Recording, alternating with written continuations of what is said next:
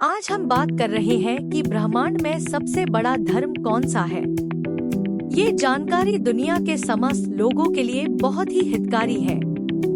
यदि सभी लोग इसको समझ जाए तो समस्त दुनिया में से धर्म के प्रति भेदभाव हाय हट जाए। आपसे अनुरोध है कि एस्ट्रो गुरु दीपक जैन की YouTube channel, Instagram account, Facebook account और ट्विटर को सब्सक्राइब और फॉलो कीजिए। शास्त्र पढ़ के निकले गए गुढ़ रहस्यों के साथ जुड़े रहिए। जब धर्म की बात आती है तो हर पंथ का अनुयायी अपने धर्म को सर्वोपरि मानता है। इस विचारधारा के कारण कई बार बड़ी बहसें और हिंसा तक हो जाती है, लेकिन अंततः सभी पंथों का सार मानवता और जीव दया धर्म में ही समाहित होता है। मेरे मतानुसार सबसे बड़ा धर्म प्रायश्चित धर्म है। हमारे पूर्व जन्मों से लेकर वर्तमान और भविष्य में भी हम जो भी कर्म करते हैं उनमें कहीं न कहीं कुछ न कुछ कमी रह ही जाती है। अनजाने में हम किसी का मन दुखा देते हैं या कभी हमारा मन दुख जाता है।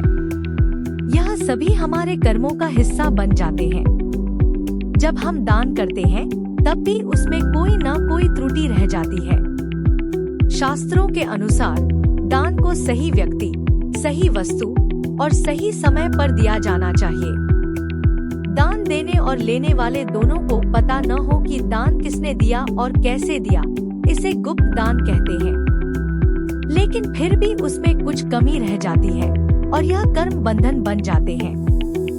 संयुक्त परिवार, मित्र, संबंधी और अन्य लोगों के प्रति भी किसी न किसी प्रकार से हमारे कर्तव्यों में कमी रह ही जाती है।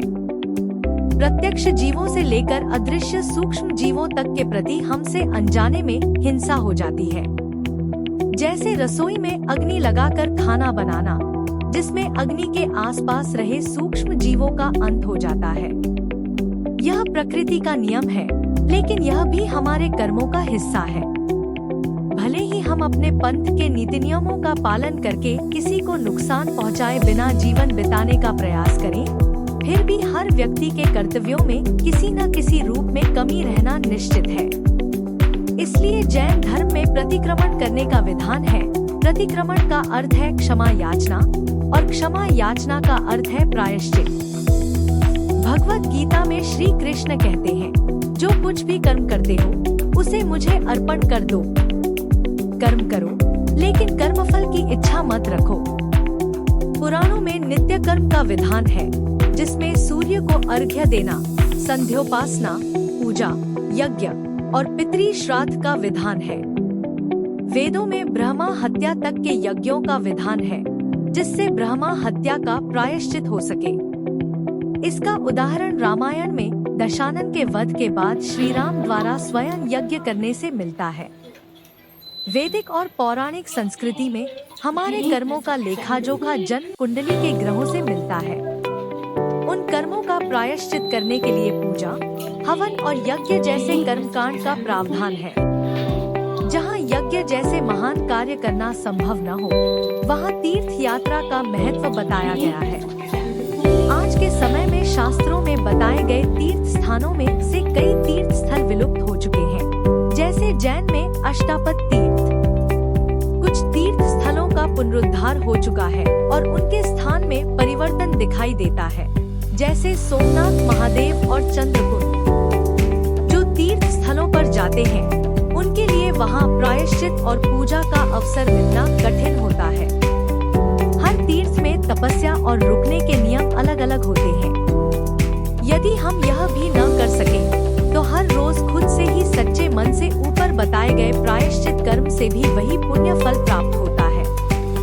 अगर यह भी संभव नहीं है, तो भगवान गणपति जी के उदाहरण के अनुसार अपने माता पिता की सेवा, उनकी प्रदक्षिणा और हर तरह से उनकी देखभाल करना संपूर्ण ब्रह्मांड की परिक्रमा करने के बराबर माना गया है।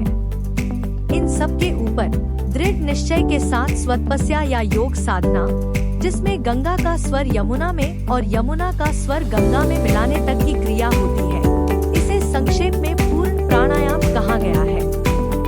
यह प्राणायाम की प्रक्रिया आत्मा के कर्मों का प्रायश्चित करने के लिए सर्वोत्तम बताई गई है, जो एकमात्र मोक्ष प्राप्ति का मार्ग भी है। जैन धर्म में तपस्या और वैराग्य ही सभी कर्मों से मुक्ति का मार्ग बताया गया है। इन सभी सिद्धांतों पर विचार करके मेरा यह मत है कि किसी भी प्रकार का प्रायश्चित धर्म ही सर्वोपरि धर्म है। कुंडली में स्थित ग्रहों के आधार पर हमें हमारे कर्मों के गूढ़ रहस्यों की जानकारी मिलती है। इन जानकारियों के आधार पर हम समझ सकते हैं कि किस देवी देवता, ग्रह या नक्षत्र की पूजा अर्चना से हमारे कर्मों का क्षय हो सकता है और हम अपने जीवन के उद्देश्य को सफल बना सकते हैं। वास्तव में इस ब्रह्मांड में सबसे बड़ा अंधकार अज्ञान है और इसी अज्ञान को दूर करने के लिए हम संतों, ज्ञानियों और सन्यासियों का सत्संग, प्रवचन, कथा आदि सुनने जाते हैं ताकि हमें ज्ञान प्राप्त हो और हमारा जीवन सफल बन सके। एस्ट्रो गुरु दीपक जैन का मानना है कि हर कार्य के बाद उसका प्रायश्चित करना, चाहे वह कार्य हमारी दृष्टि से सही हो या गलत, सबसे बड़ा धर्म है। यह कदम हमारे कर्मों को हल्का कर सकता है और हमें वास्तविकता की ओर ले जाता है। ज्योतिष से संबंधित किसी भी प्रकार की जानकारी के लिए आप अपना समय निर्धारित करके मुझसे संपर्क कर सकते हैं। YouTube चैनल सब्सक्राइब करें, एस्ट्रो गुरु दीपक जैन। आप पे और आपके परिवार पे नवग्रह देवता की कृपा बनी रहे। धन्यवाद। Astro guru Dipak Jain. Mobile number 9558816181। Website visit करें www.astrogurudipakjain.com।